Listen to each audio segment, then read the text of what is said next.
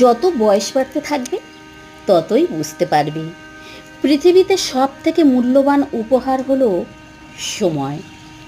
একটা মানুষ তার জীবন থেকে তোমাকে সময় দিচ্ছে, তোমার কথা মন দিয়ে শুনছে, তোমাকে বোঝার চেষ্টা করছে, তোমার ভালো লাগা খারাপ থাকা নিয়ে ভাবছে।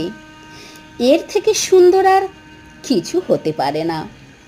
তবে দুঃখের ব্যাপার হলো, যখন সে থাকে তখন সেই মানুষটার মূল্য অনুধাবন করতে পারি না, কিন্তু মানুষটা যখন স্মৃতি হয়ে যায়, যখন বর্তমান থেকে অতীতে চলে যায়, তখন তার সাথে কাটানো সুন্দর সময়গুলোর কথা আমরা ভাবতে থাকি।